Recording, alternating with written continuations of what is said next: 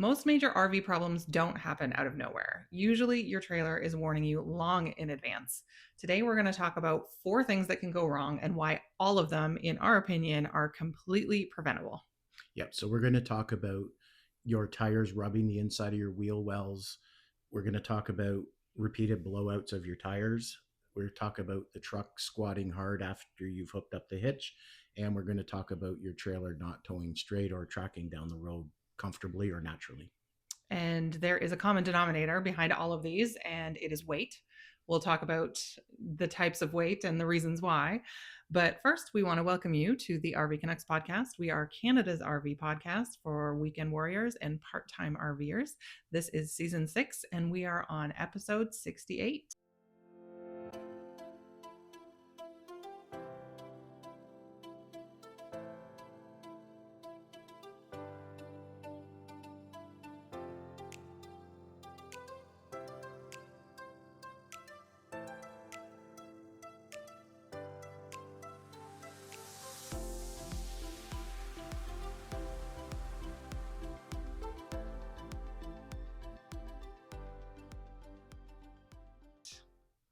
Hi, Melina. Hi, Dan. So I think the first thing we want to talk about is tires hitting the inside of the wheel wells repeatedly. And this is not a normal thing. Like if this is happening to you, you should be asking some other questions. And by that, we mean you're driving down the road and your trailer's moving up and down and it will move up and down normally. But if it's repeatedly coming down and hitting the top of your wheels, that's not normal. Right. And we had a few people reach out to us about this, and it's not really like after 70,000 kilometers of towing Mm-hmm. and taking the best that Nova Scotia and Michigan have, it hasn't happened to us that I can think of. And it's certainly, if it has happened, it hasn't done any damage. So this is not normal. And I think we need to talk about it. Yeah.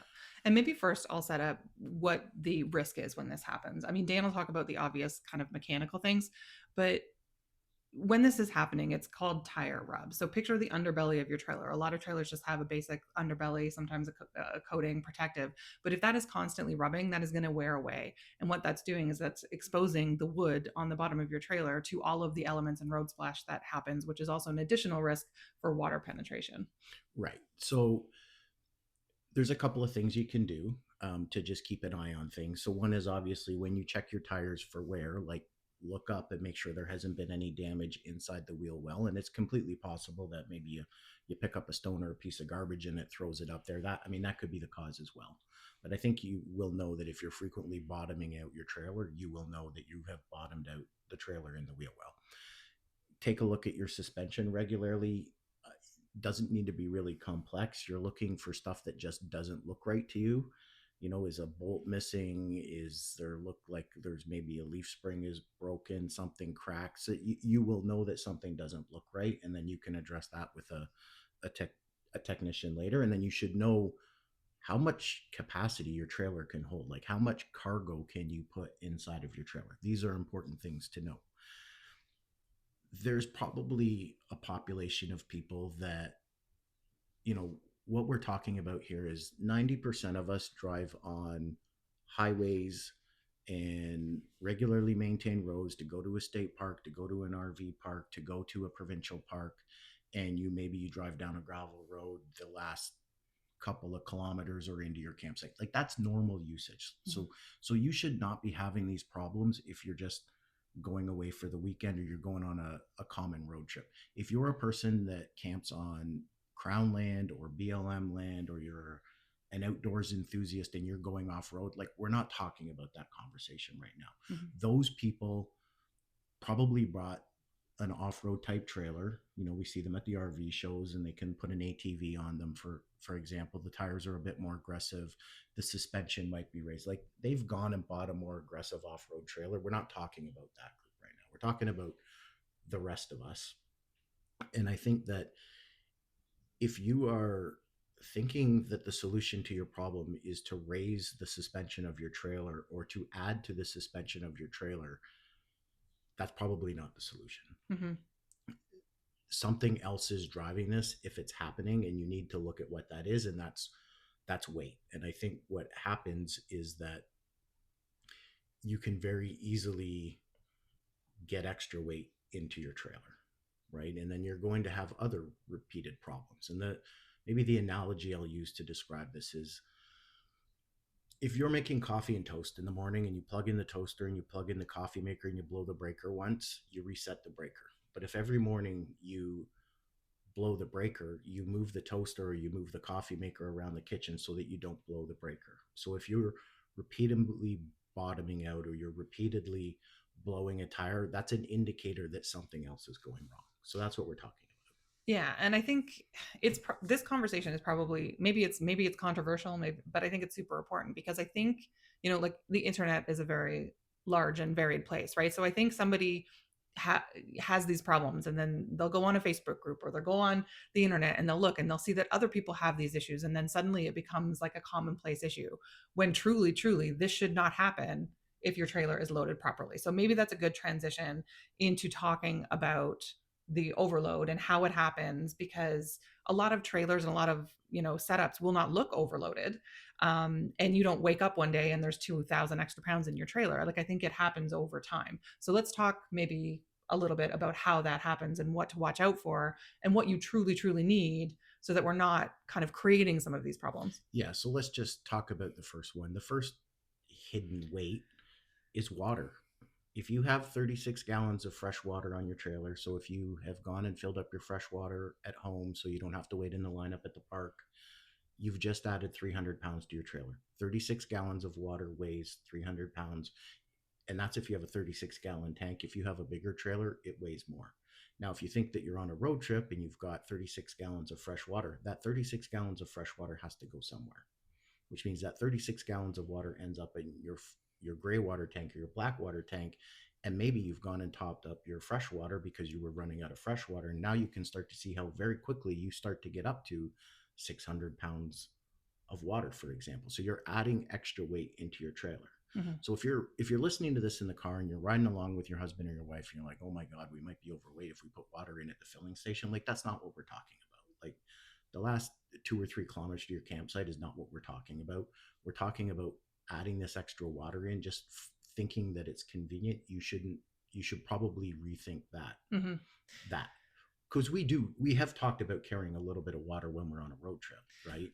Yeah, I would say mostly though, if you're in a position where you think we're on a road trip, we might need to put some water in the tank, it's usually a longer road trip, which means you're probably also bringing things that you normally wouldn't for your regular weekend trip, because you want to make sure you have everything for your big long road trip, which kind of amplifies the weight problem in my eyes.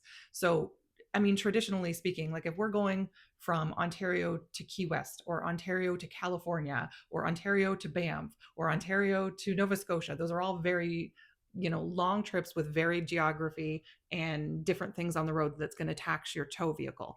And I would say to that, like, we actively boondock, we sleep in parking lots when we're trying to get somewhere on a long trip, and you can completely get away with just pouring some bottled water in the sink over your toothbrush to brush your teeth at night and doing the same to flush the toilet. So we're in a state where very rarely will we put water in our tank when we're traveling, and if it is, it's just like a tiny little amount. But I would say more often than not, our fresh water is empty. Yeah, and that's what I'm trying to say is, if you have heard us say that we do that, understand we only put a few gallons in there, not Mm-hmm. certainly not a full tank. Yeah. So that's kind of your first hidden weight, is your water, and you don't think about it because it's in a holding tank underneath your trailer and you don't see it. You don't see it, you don't think about it. Okay. So what about the on-site garage? Well, the on-site garage. So, we all break something. We don't ever want that to happen again. So we throw in that one little tool, that one spare part. You should travel with the spare parts. You should travel with a couple of spare parts. And by spare parts, I mean, like, maybe you're going to have a couple of light bulbs, a few fuses, maybe some duct tape, the kind of things that get you through a relatively straightforward breakdown. You're maybe not going to make a full repair, just enough to, like, save the night, save the evening, get to somewhere where you can do it properly. The other part is the toolbox. And so when you go to the, Canadian Tire or Home Depot and you buy that little toolkit and it's got a hammer and a wrench and some ratchets and screwdrivers, like, that's kind of what you should all have. But then we're all guilty of this, I think, to one extent or another.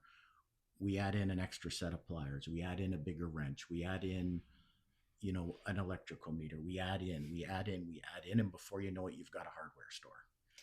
Yeah, and I would say even to consider this, I mean, we camp at provincial parks. The rule of thumb now is have an extension to your power cord, right? Because you could be 10 meters from a post, you could be 110 meters from a post, and those cords are heavy. So if you think of just the weight of one extension cord, like your 7-year old is not going to be able to pick it up and bring it to you across the site if it's all coiled up. Like that's a heavy piece of equipment. And if you have two of those that you aren't considering, you're like, oh, well, it's just a power cord, right? Like all of that stuff adds up. Really, when you think about it, you should, yes, have a simple toolkit of some wrenches and ratchets, kind of the little kit that you could buy at Canadian Tire and Home Depot, and enough to change a spare tire. Mm-hmm. That's what you actually need. When you actually think about it, if your trailer breaks, the only time you can't actually use your trailer is if it has a flat tire. Mm-hmm. The water pump can go, you can still sleep in it. Propane can be empty, you can still sleep in it. You might be cold, but you can still sleep in it. You even if you blew a fuse, you're going to have to get the flashlight out. If your trailer has a flat tire, you're not going anywhere. So the point of that is don't bring anything more than you probably absolutely need. And if you're looking to shave a couple of pounds off, take a look at that kit that you keep underneath your trailer that's got the things that you use once or twice a year for seasonal maintenance, like lubricants for your slides or lubricants for your seals. Put it in a little bin. If you're going to bring it on one trip, bring it on one trip. Do what you need to do. Take it back out when you get home and put it back in the garage because, 10 dimes make a nickel, 4 quarters make a dollar, and it's all the little things that start to add up. So don't bring the hardware store is what we're trying to say. I think you need to look at it as like possibility versus probability. And if something is more possible to happen or more probable to happen while you're on a trip, then you want to have something to help you so you're not running out. But case in point, last year at Inverhuron, we had a leak in the shower. We had some PEX connectors, but they weren't the right ones.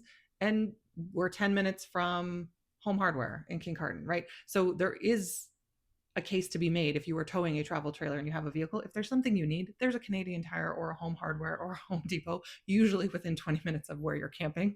And so if there is something that you truly need, you can run out and get it. And it's never one extra thing that puts you overweight. It's the culmination of everything. Oh, we're in sync, honey. it's the culmination of all those things that put you over, and that's why I say 10 dimes make a dollar. Yeah. Okay. Well, let's talk about gear then, because I think this is a big one. We've been guilty of it in the past. And well, I would call it a gear explosion, but it's more gear creep. So let's talk about that. I think it is gear creep. I think that, you add in 2 e-bikes and then you add in a generator and you add in a Blackstone griddle and some extra lawn chairs and a 6-foot table and a mat and a picnic shelter and firewood. Now you've added several hundred pounds into the trailer. Maybe you tossed on kayaks, and kayaks come with paddles and life jackets. And so a couple of ideas here. One is pack for the trip that you're going on. So when we go on a longer trip, we talk about whether we're going to need our bikes or not. Mm-hmm. And we sometimes we bring our bikes, sometimes we leave them at home. We talk about like, how are we going to eat most of our meals? If your family goes to a park and you set up for the weekend and cooking food and gathering around the picnic table and playing games is part of that, then bring what you need to make that happen. We're not saying don't do it, but you don't need to pack the griddle and the barbecue and the camp stove and the cast iron and everything else. Think about what it is you actually need and then leave everything else behind at home. We actually have a small tabletop barbecue. I actually take it out of the trailer after every single trip. I don't leave it in the trailer. It goes into the garage and we think about what we're going to do. If you add on e-bikes, sure, they give you lots of extra mobility, and sure, it was easy to push it up and down the driveway and you probably found a way to load it into your trailer, but the weight starts to add up, and that's where you start to go a little bit sideways. And even we're guilty of this. Like, I went into the back of the trailer. We have a bunkhouse trailer. The kids are usually back there. Very rarely do I go to the back of the trailer. I opened up looking for something else and found 5 pounds of crayons. Like, the kids haven't colored in 5 years. Actually, if no, 7, right? That's not true. That's not true. But still, yes, there's a lot of stuff back there. I will say, to the meal point of view, it's super, super important for a weekend camper to meal plan. Like just sit down and make a list of what you're going to eat for what meal, what meals you can make and make the leftovers into a different meal. And that's going to indicate what kind of equipment you need to take. And I will say, so we think very carefully. Bikes is probably the big one for us. We don't have e-bikes, we have regular pedal bikes, but we talk about like for this trip, like, are we going to bring the bikes? And every single time we've said, throw them on just in case. And they go on the front of our trailer over our propane tanks. They are like hard to get up there and down sometimes. If it's raining, it's just kind of a pain. And every time we've been on the fence, we haven't used them and they've just sat there the whole time. So we know we have a good idea. If we're going to somewhere like Sauble Falls, it's not a huge park. It crosses a major road. Like it's not really big enough to bike ride. If we're going to Inverhuron or McGregor or the Pinery, we know we're going to be on our bikes every day. So knowing the kind of campground we go to, or if we're at like the KOA in Niagara Falls, we're probably not riding our bikes around there because it's in the middle of the city and the park's kind of small. So we leave our bikes at home. And I think that's a huge indicator of like, oh, well, we should bring it just in case. You're probably not going to use it. And then you have to unpack it when you get home anyway. So Yeah, like if somebody looks at you and says we should bring it just in case, that was probably the first indicator to not bring it at all. yeah. I think the next thing is upgrades to home comfort. Yeah. Like I think this is where we start to get some creeps. So we've now kind of talked about everything outside of the trailer, and then we go inside the trailer at night and in the rain, and what do we got? Yeah. So it can be everything like home comfort. Fine. You want to have the comforts of home. That's why we all have trailers and we're not, you know, sleeping on the ground in a tent still. We want those comforts of home, which is totally fine, totally valid. But when you think of this, the amount of people I know that have like taken out the couch in their trailer and like went to IKEA and picked up something, like you have to compare the weights of what you're taking out to what you're going in. If somebody has replaced their trailer mattress, which are generally fairly lightweight spring mattresses, and you've replaced it with a full foam mattress, you're going to have a weight difference in that mattress that you've brought in. So there's like upgrades like that. But then there's also those other elements of like, I never travel without my air fryer and my crock pot and my countertop ice maker. Like, I don't know about you, but our crock pot weighs like at least 10 pounds. It's so heavy. We don't bring it camping, but all of those things add up, right? I want my fancy coffee maker. Awesome. Pick the things that are most important to you. And again, understand what you're going to make while you're there. How long are you out? And where are you going to pack it where it makes sense? And we'll talk about that later in terms of like weight distribution, but that's also a big one as well. I think to me, trailers do a pretty good job. And when people are shopping for trailers, like storage is the number one thing they look at. And so trailer manufacturers, I think, are doing a really good job of adding the ability to have more storage, but that doesn't mean you need to fill it. And you know what? We can be guilty of that as much as the next person in our lives, where you tend to want to fill something up. I have never once gone into a trailer and said there's not enough storage in here. Yeah. Never once ever. So if you're like going in and making more storage in your trailer, I question if there's an underlying like you have too many knickknacks and stuff inside your trailer that we need to think about, because you know I just don't know that that's helping your overall weight, because you're adding to the weight of the trailer, and that's what may be causing some of the problems. Now, keep in mind, ladies, this is a man who owns one hoodie, one pair of pants, one pair of shorts, and like two pairs of shoes. So I definitely bring more things than he thinks is appropriate, but we consider the overall picture of the weight when we're packing.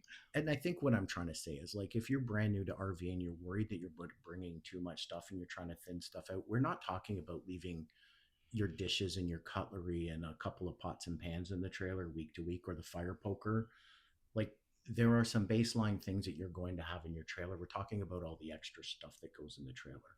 We have thinned some stuff out over the year. We don't bring a picnic shelter type thing anymore. If it rains, we go inside the trailer, and that's our thing. Like, I'm not telling you you can't do that, but it's a balancing act for everybody. I think the rule of thumb in my head, if we want to keep this a little lighthearted, is like, the people who are tent camping should not be set up before you. Right? Like, if you have to like and bring out all the lawn chairs and the mat and the ice maker and the 6-foot table and like, maybe you've brought too much stuff. Okay. So I'm gonna be devil's advocate here, because our entire thing as a podcast and our entire thing as people is there's no wrong way to camp. Right. If that's what makes you happy and you want all those comforts of home, awesome. Just keep in mind that just because your trailer can carry something doesn't mean it's designed to carry that thing when it comes to a weight perspective. So pick and choose. If you want all of the comforts of home, awesome, but you're going to have to make up that weight somewhere else if you want the ice maker and the air fryer and the coffee maker and the crock pot. Like, It's just about ensuring that you know what your weight limits are and you're coming in underneath them. So, like, no judgment on what you want to bring. It's just don't be aware that all of these things add up. Yeah, 100%. Yeah. Like, listen, we bring a Blackstone sometimes, but we trade it off somewhere else. We don't bring the barbecue, Right. right? So that's kind of where we're coming from. For sure. There's another hidden one here that's a little, I kind of think this is almost as hidden as water. It's maybe not necessarily intuitive, and that's battery and solar power. Mm-hmm. So, you know, sure, lithium batteries can weigh less. You're absolutely right. People want to have solar on their trailer. I think this is where people need to, like, maybe just take a step back and think about what is the impact that is to the trailer. So if you want to replace one battery with a lithium battery, you might be reducing your weight. But if during the process of replacing one heavy battery and replacing it with a lighter one, you decide to upgrade your power and add multiple batteries, you've actually may have just actually increased the amount of weight that you put on your trailer. So that's one area to be cautious of, is adding too many batteries. Another area is solar. So you can add solar to your trailer, and there were probably people that camp off the grid or don't have shore power that that need solar, and that makes sense, right? Like, I'm not saying don't do it if that's your kind of camping. But if you do 99% or 90% of all your camping and you're hooked up to shore power, I will make the argument that you can do it with one battery on your trailer. If you're always plugged into shore power, you don't actually ever need solar, and you don't ever actually really need the battery, other than, you know, raising and lowering the jack when you're hitching up, and, you know, popping into the trailer to turn on the lights when you put the groceries away at Walmart or at Zayre's, right? Mm-hmm. So think about what you actually need, because you may not actually need it, but in the kind of picking up on these trends that you see on social media of adding more lithium batteries, adding solar, it might not actually be for you. Mm-hmm. So these are things you should probably think about before you add on that weight, because a lithium battery can weigh anywhere between 25 and 60 pounds. And if you add several of them, you could add, 100 pounds to the front of your trailer when maybe you don't actually need it. Yeah. And to that, I would probably add that I'll put the episode in the show notes, because I don't remember which episode it was specifically, but it was earlier in season 1 or season 2 where we talked about when you're looking to purchase a new trailer. And we talked about a price budget and a weight budget. And so we go into more detail there about, like, how to consider weight, because I think people will buy the trailer and probably they're just under their max weight, but then you have to consider, do I want to make these upgrades in the future? And if I do, how is that going to affect my tow vehicle or my trailer? So think about that. And if that's helpful to you, I would go back and listen to that episode, because it kind of goes into, a 30,000-foot view of how to consider, your weight budget and how to think about it. And if you know that you need these things and you have some experience, then for sure, go ahead and do them if it makes sense. If your trailer already came with some kind of solar system, I'm certainly not suggesting you rip out the solar system. But if my kind of tip for new RVers is, if you're not really sure, then just go with what you got when you pulled off the dealership lot and see where you might actually come up short. And you may find you don't actually need those extra batteries, for example. And the example I will use is, we use one of the cheapest deep cycle batteries that you can get at Canadian Tire, and we boondock half a dozen nights last year. We never ran out of power. We were never not able to sleep. Mm-hmm. Right? We got what we needed. We moved on the next day. We never actually needed all the extra power we could have got from those sources. Yeah. Right. And we have kind of made mistakes in the past. We have traveled and brought a generator and realized that was no point. Right. So we don't bring the generator anymore unless there's a very specific need. Right. So let's talk a little bit about tires, because I think this is one that happens to people a lot. And I'm going to knock on wood. Everybody can hear that, right? I'm going to knock on wood before we go into this section, because we leave tomorrow for our shakedown trip. So I don't want any tire problems coming our way. But we've had our trailer for 10 years. Are we on our third set of tires? I think it came with a set, and we've replaced them twice through regular maintenance. Yeah. So we're on our third set of tires. How many blowouts have we had? Zero. We have had one problem with the wheel bearing last year, which we've talked about on a previous episode. But I frequently see and hear from listeners and see on the internet that people experience multiple tire blowouts on their trailer. So let's talk about that aspect. If you're having regular tire blowouts, that's not normal. Um, what could cause a tire blowout? Well, if you have old tires that haven't been maintained, that could be a sign. So if Hmm. you've got a lot of kilometers and you blow one tire, you go to get it repaired, and the technician says you got to do all four, because chances are, 3 weeks after that you're going to blow the other tire. So do all four. We're not talking about, you picked up a nail and had to get a flat tire replaced. That's not what we're talking about. Not keeping an eye on your tire pressure, especially as the seasons change, Hmm. right? So, you know, where we are in Ontario, like it was in single digits this morning, it'll go up to 30 degrees Celsius. A few months from now, we'll be in a heat wave. Like, we're up and down. Keep an eye on your tire pressure. Don't just go out there and take a look at your tire pressure once in June and think that it's okay in July and August.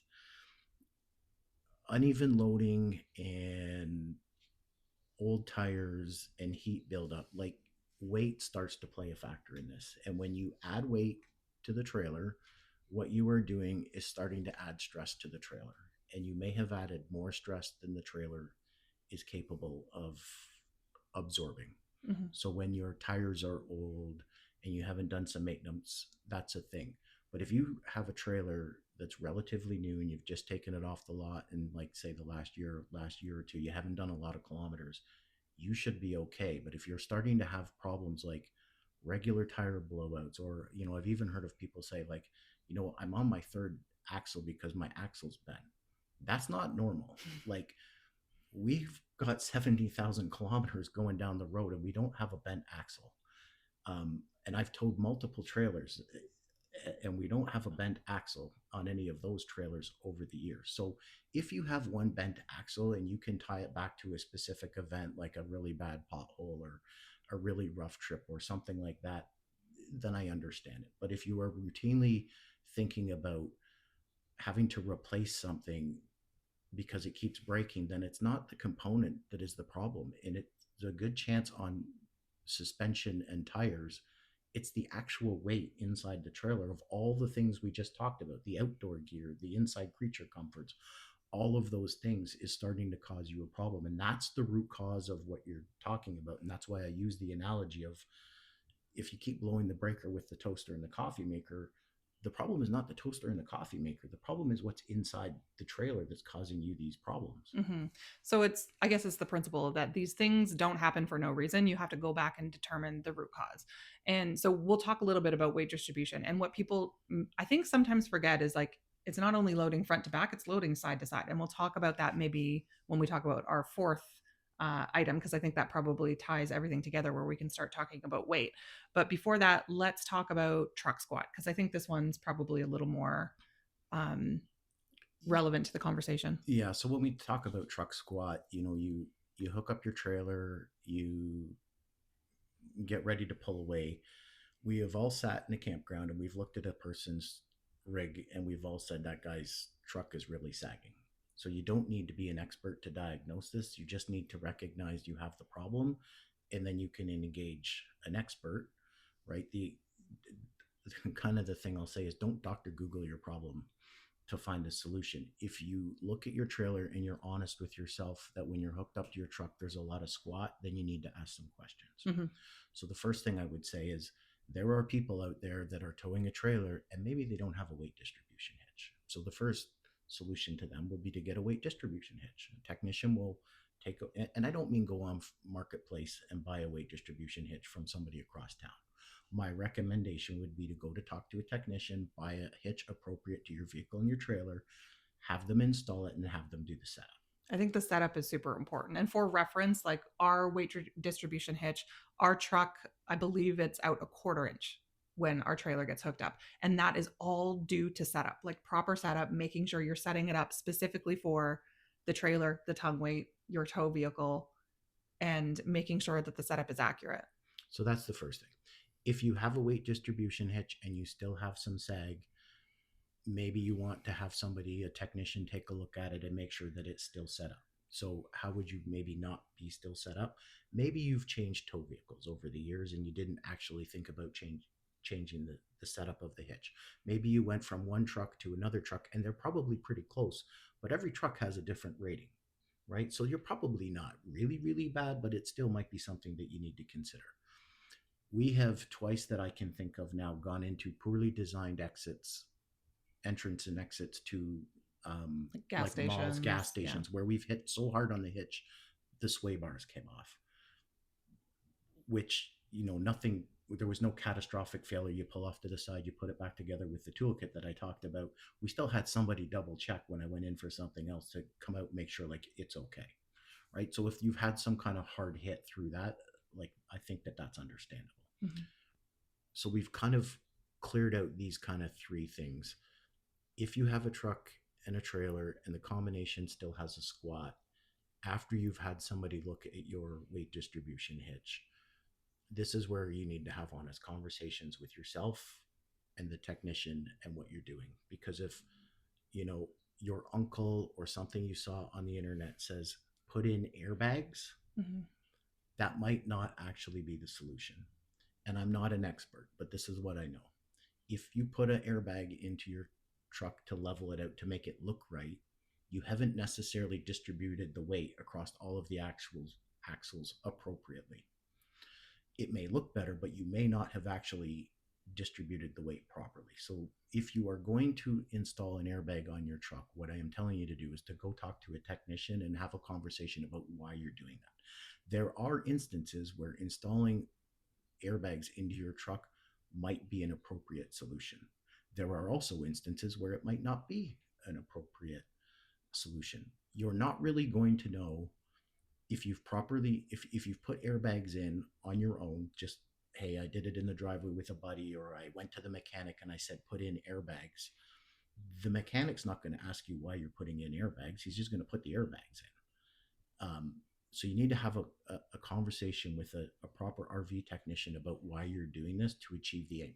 You're not going to know if you did it right until you've talked with that person, and you don't truly know if you've distributed the weight right unless you've gone across a scale and that gives you a printout of like this axle has this many pounds and that axle has that many pounds. So I'm not saying it's not the thing to do. I'm just saying just be very cautious and get your information from a professional. Doctor Googling it on Instagram and YouTube and Facebook. So maybe that's probably a good segue into talking about the distribution of weight and like tongue weight, particularly. So, I mean, if you have an overloaded tongue weight, that still exists even if you've put airbags in. So, like your trailer has a rating, your truck has a rating. So, let's talk a little bit about like the basic loading principles of like front and back. Right. So there are things that you can control, right? You can control where you put some of these heavier items in your trailer. There's a rule called the 60-40 rule. 60% of your weight should be in front of the trailer's axles, 40% behind it. So how do you control that? Well, if you have something heavier, like say a cooler, and you've got stuff inside the cooler, then put the cooler on the front of the trailer, right? If you, and I'll tell you a true story. I actually traveled with somebody 10 years ago, and it was kind of before we even had a big trailer, before our journey into RVing. And they're like, oh, yeah, we put all the coolers at the back to level out the trailer. He would putting 5 cases of beer in the back of his trailer to level out the truck. And I now know that that was the incorrect thing to do. So if you have heavier things, put them as much as you can at the front of the trailer. If you're going to have bikes, my recommendation would be to put bikes on the front of the trailer above the propane tanks. So I think I've talked about this before. I prefer to have my bikes over top of the propane tanks for the simple reason that I can see them, Mm-hmm. right? I know that they're still there, right? But we do know some people put them on the very back. I would argue bikes should probably go at the front. If you're picking up firewood, it should go near the front. All of those heavy things should go near the front. Anything lighter should go near the back. Mm-hmm. What I will caution you is the design of your trailer is going to subconsciously force you into certain decisions. So we have a bunkhouse model with one door at the front of the trailer. For us to load heavy stuff into the back of the trailer, we have to physically open up the trailer, put out the slide out, walk all the way to the back, and drop something really heavy. Melina and I are not that enthusiastic about carrying heavy stuff far, so we intuitively Rude. we are in we intuitively tend to just put heavy stuff at the front of the trailer anyways. If we pick up groceries, firewood, all that kind of stuff, maybe the odd extra bike has to go in, it goes in at the front of the trailer. So we're adhering to the 60-40 rule is what I'm trying to say. If you have No, he's saying we're old, fat, and lazy, apparently. I'll pay for this one later. If you have a trailer, however, that has a door at the back, so you can access the washroom from the outside, that's actually making it easier for you to put that heavy cooler at the back of the trailer without even realizing what you just did. Mm-hmm. If you are traveling with e-bikes and they have bigger batteries and you put them on the back of your trailer because that's where you can get to them, I'd be very cautious about doing that. I'm not saying don't do it. I'm not saying it's necessarily Just wrong. beware of the distribution is what we're saying. Beware of what you did, and go back to the last segment where we talked about, is your hitch set up? Have you gone over scales? Have you got things balanced out right? And to that, I also will say, if you're foregoing putting stuff in the trailer at all and just throwing it in the bed of the truck, you also need to make that consideration as well, because you have to think about the gross vehicle weight. You have to think about like the weight of the passengers who are going to be in the truck. Like there's a lot of considerations to make sure you're getting it right. Right. And this is a complicated subject, which I think we're just trying to make people, give them enough information to have an educated conversation. Mm-hmm. So your truck has a payload capacity. In many cases, you will exceed your payload capacity before you exceed your towing capacity.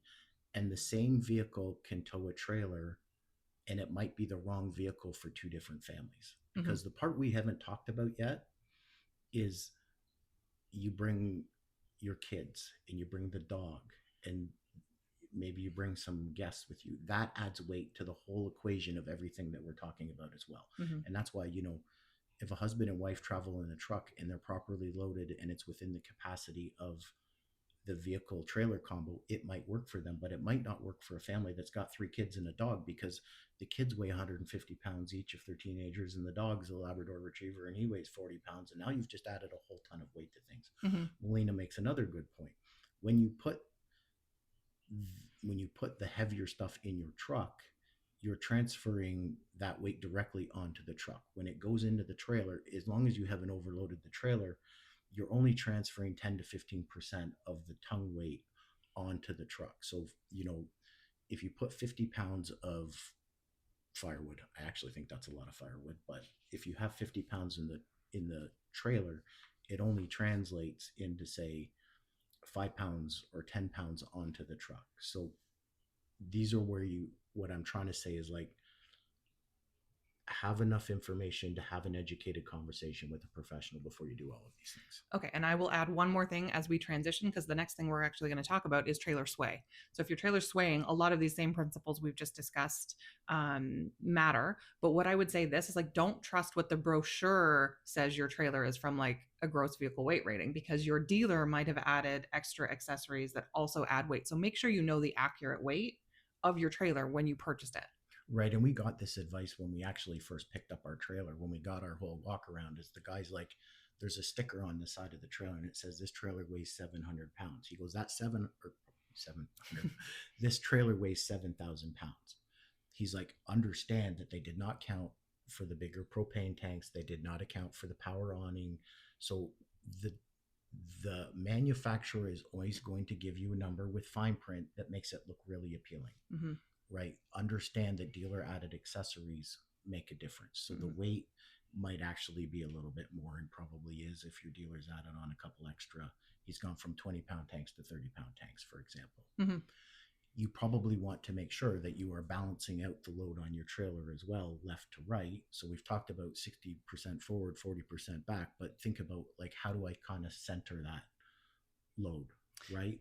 And I'll give a great example of that. So we have, from time to time, we have like a 6-foot table, the foldable plastic table that we bring. Sometimes we bring it, sometimes we don't. But if the kids are around and we're going to have a big spread and a big buffet, like, we will bring that table to just lay out food on, whatever, just so we've got the picnic table free to sit at. And so when I'm loading that, I tend to put that table, like, we will put it in the trailer, but I put it in the middle of our bed. I just lay it on top of our bed. Because it's pretty heavy, right? And if it's right in the middle, I'm not adding from side to side, because I know we already have, some lawn chairs and things that we throw in. And if we had everything kind of on the right side, it's going to the trailer is going to kind of favor, or the weight is going to favor that one side of the trailer. So I think that side to side is something people don't think about often. And the other part, and then maybe this is a good one for people that are new to RVing, is I don't want you to overthink the problem too much. If your trailer was designed and the fridge is on one side of the trailer, or the fridge is the kitchen's at the back or the front, put things where they were designed to go. So food was designed to be cold and kept in the fridge. Put your food in the fridge. Yes, it has weight, and if you've had to carry the groceries out of the store, you know that it has weight. Put it in the fridge. Put the dishes in the cupboard above the sink where the dishes would go, and so on and so forth. But when you come into the trailer and you've got a couple of bags of, souvenirs and a basket of laundry and maybe some dry groceries and a couple bigger things, put them on the couch opposite the fridge, Mm-hmm. and you will start to balance things out left to right. Yeah. That's how you can control this very simply. Yeah. So obviously how this relates to sway is that left to right loading. I would say there's other reasons your trailer could sway. Not having, a weight control or weight distribution hitch would be one of them, or a sway control system. But that's when you would want to look at things like your axle. What is the tire pressure in your tires? Is there a difference from left to right? And then start having a look on if your suspension is worn. Do you need, some work done on it? But mostly speaking, your trailer is designed not to break if you're loading it properly and using it. Like, there is some longevity built into these trailers. So most of what we're saying, I guess, at the end of the day, is weight is going to be your number one culprit in almost all of these situations. And that is something that you can very easily control as a trailer owner. Yeah, I really think that it is. I think that, like I said before, weight puts a stress on the trailer and it makes it work harder, and that's what you need to be careful of. And you need to make sure that you haven't added too many things, because it's really easy to incrementally add a whole bunch of stuff over the years and not pay attention to that. And then, like to Melina's point, you should be going in is the same time that you check your tires, you're looking at your axle, you're looking like, does something just not look right? Mm-hmm. And don't be afraid once a year, if you're in there, to have something done, to have somebody say, hey, can you just take a look at this? Does this look normal? Mm-hmm. Like, I don't know a dealer where we haven't gone in and I haven't asked one question of like 30 seconds of his time where he's like, yeah, you're okay, don't worry about that, or yeah, we can look at that, but that can wait till the fall. Mm-hmm. Right? Yeah. I think if you have a fear that they're going to somehow charge you a $75 diagnostic fee to tell you that there wasn't a problem, that has not been our experience. Mm-hmm. Yeah. So I guess to wrap up, I would say, listen, tire rub should not happen unless it's a one-off event and you're somehow like just flying down the road and hit a speed bump. You should not have tire rub. Your tires should not be rubbing the underbelly of your trailer. Unless you have some sort of specialized use case where you're in the woods and you're boondocking off grid. The solution to that probably isn't raising your suspension, unless there's something legitimately wrong with your suspension. Your tires shouldn't be blowing consistently. Your trailer shouldn't be swaying while you're driving down the road within, outside of reasonable limits. But again, I think I would just highlight, these things aren't normal. So if they aren't normal, what is the root cause? If you go back to weight and distribution of weight as your first root cause, I think you will find that you will probably solve the problem before you end up with a really expensive repair. And it'll probably solve your situation for $0. And you may not ever have a situation because you took care of these things. Yeah. My challenge to everybody as we wrap up this podcast is, I challenge you to go into your trailer, husband and wife, and separately find 20 pounds of stuff that you can take out. Mm-hmm. Because if nothing less, an uncluttered trailer will make your whole experience a lot more enjoyable. It's less packing up, it's less cleaning, it's less setup time. It just makes you feel better. We all feel a little bit better when we declutter. And I think if you declutter, for many of the listeners, that's actually all they need to do to get on the right side of this weight conversation. Mm-hmm. Well said. That was a really long episode. But hopefully that is helpful to you. Maybe reach out and let us know on social media. You can find us on TikTok and Instagram as at the RV Canucks. We are on Facebook as the Real RV Canucks Podcast. And of course, our YouTube channel. Please send us an email. We love getting them. hello@rvcanucks.com, and reach out and let us know, what is the heaviest item that you take with you on a regular basis. And maybe I would add a second question to that, is what is like that one thing that you refuse to leave behind always? Oh, I'd be really interested in that, actually. Yeah. I think me and Melina are going to go out and maybe give the trailer a bit of a shakedown trip tomorrow. It's May when we're recording this. In case you're listening to this a year from now, I'm going to be interested to see what we can do and what we're afraid to give up. Yeah. So I think it's something we can all do. All right. Thanks, Dan. Thank you, Melina. And thank you. We'll see you all in a few weeks. Bye-bye. Bye. Have a great summer.